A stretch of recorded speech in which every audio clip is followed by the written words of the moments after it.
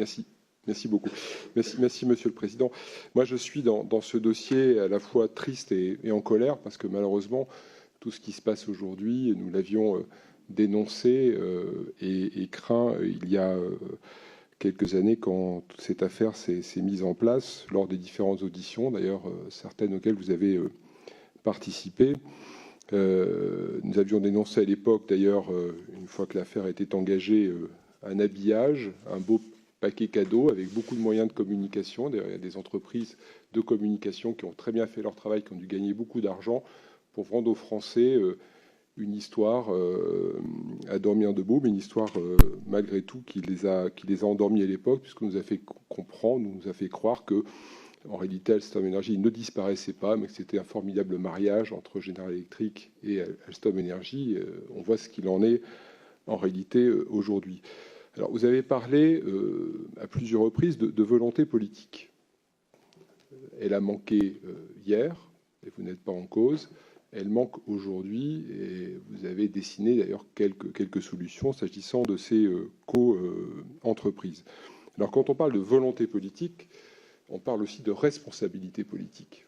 Et je crois que l'intérêt d'une commission d'enquête à l'Assemblée nationale, c'est d'établir aussi les responsabilités des uns et des autres dans ce fiasco, parce que c'est quand même un fiasco. On avait au départ une entreprise française qui était en bonne santé, qui certes avait à imaginer son avenir avec des partenariats, mais il n'y avait aucune raison de la vendre en deux morceaux, comme ça a été fait, un morceau à GE et l'autre morceau finalement à Siemens, parce qu'on savait très bien que de toute façon, contrairement à ce que vous avez dit, Alstom Transport ne pourrait pas rester seul. Là aussi, on nous a raconté des histoires en nous expliquant que, en fait, on allait sauver Alstom Transport en vendant Alstom Energy. On vous avait expliqué à l'époque que ça ne se passerait pas comme ça, et on savait très bien que malheureusement, ça ne se passerait pas comme ça. Alors, s'agissant de ces responsabilités politiques, qu'est-ce qui s'est passé? Vous n'êtes encore une fois pas en cause. Et je sais que vous vous êtes battu. Non, vous n'êtes pas en cause. Vous ne l'êtes pas, vous vous êtes battu. Nous avions à l'époque soutenu, et d'ailleurs contrairement à ce que l'on a pu dire, il y a eu parfois entre majorité et opposition des soutiens, des points d'accord, et ça en a fait partie. Moi, je suis un gaulliste, j'ai toujours soutenu la politique industrielle et vos efforts pour, en tant que ministre de l'Industrie, mettre en place une politique industrielle ou défendre un certain nombre de nos entreprises, et c'était le cas pour Alstom. Mais il n'empêche qu'il y a eu des arbitrages, et ces arbitrages, vous avez perdus. Alors, qui a penché dans la balance à un moment pour vous faire perdre ces arbitrages? Il y avait quand même celui qui ensuite a été ministre de l'économie et qui a signé finalement l'arrêt de mort d'Alstom Energy quelques mois après.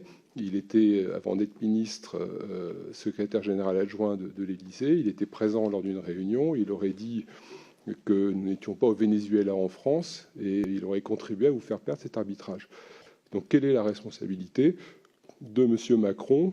Parce qu'il faut dire les choses comme elles sont et appeler les choses par leur nom. Quelle est la responsabilité de M. Macron, secrétaire général adjoint de l'Élysée à l'époque, et ensuite ministre de l'économie, dans ce fiasco? Moi, je pense qu'il porte une part de responsabilité très importante. Et aujourd'hui, on voit bien d'ailleurs que la volonté politique manque toujours pour défendre ce qui reste d'Alstom Energy. Première question. Deuxième question, vous l'avez déjà abordée, mais que s'est-il passé? Notamment, quel était le poids des procédures aux États-Unis? On sait que General Electric est coutumier du fait. Il y a des entreprises étrangères qui sont déstabilisées à partir de procédures. Et puis, elles deviennent des proies faciles pour des grands groupes américains. General Electric en était, je crois, à son 5e rachat à la suite du même processus. D'ailleurs, comme par hasard, le lendemain de la vente, l'affaire s'est réglée devant les tribunaux américains. Donc, c'est quand même extrêmement révélateur de ce qui s'est passé. Est-ce qu'on ne fait pas preuve de naïveté? Vous l'avez dit. Et quelles sont vos propositions pour qu'on soit demain moins naïf, qu'on puisse mieux se défendre face à ce type de procédures quand elles sont déclenchées depuis l'étranger? On pourrait ajouter d'ailleurs à la liste MyFerryLink avec Ex-Sifrance qui a été déstabilisé de la même façon, mais cette fois-ci à partir d'une action qui est engagée devant la CMA, qui est l'autorité de la concurrence britannique.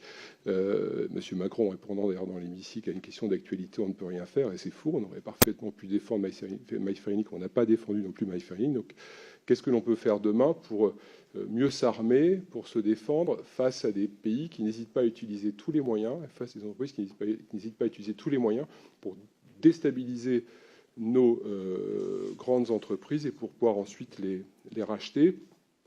Et puis, dernière question, vous avez beaucoup parlé de la politique industrielle française, mais est-ce qu'il ne manque pas surtout une politique industrielle européenne? En tant que ministre, est-ce que vous avez eu des contacts avec d'autres ministres en charge des questions industrielles en Europe? Est-ce que ça n'est pas là où se trouve le problème? Est-ce qu'il ne faut pas d'ailleurs revoir la politique européenne de concurrence, permettre l'émergence de champions européens? Est-ce que l'Europe ne joue pas contre nous, en fait, en nous empêchant justement de mettre en place une politique industrielle à l'échelle de l'Europe? Est-ce qu'il n'y a pas là aussi quelque chose à changer?